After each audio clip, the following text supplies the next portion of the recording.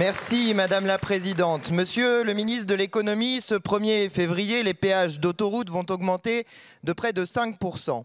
Face à ce racket, les Gilets jaunes de Lyon font aujourd'hui une opération péage gratuit et je les soutiens.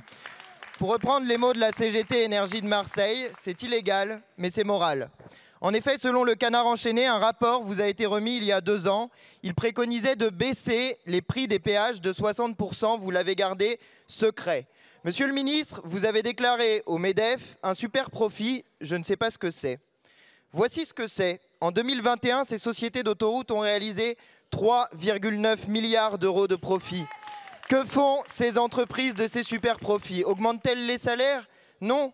Elles donnent tout aux actionnaires. 3,3 milliards en 2021, soit 85% des bénéfices. Jean-Luc Mélenchon a donc raison. Oui, accumuler ces milliards sur le dos des Français est immoral. Oui, ces actionnaires sont des parasites. Aussi, monsieur le ministre, voici mes 3 questions. Premièrement, vous engagez-vous à rendre public le rapport sur les sociétés d'autoroutes que vous gardez secret? Deuxièmement, avez-vous personnellement ou parmi les membres de votre gouvernement des conflits d'intérêts avec ces entreprises qui expliqueraient un tel laxisme? Enfin, allez-vous faire cesser le racket des automobilistes? 3 questions, monsieur le ministre, et un conseil. Renationaliser les autoroutes comme le proposait Jean-Luc Mélenchon. 77% des Français y sont favorables. Faites respecter enfin l'intérêt général et la volonté du peuple contre l'intérêt privé et l'égoïsme des riches. J'ai bien noté que votre question s'adressait à Bruno Le Maire.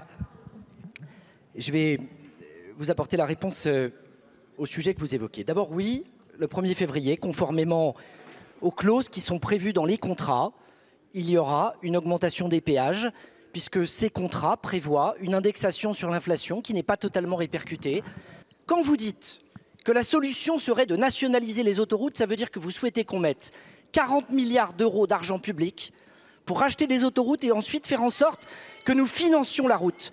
Ça n'est pas comme ça qu'il faut procéder au titre de la transition écologique. Il faut au contraire faire en sorte de prélever de l'argent sur les autoroutes pour être capable de financer le report modal et en particulier sur le ferroviaire.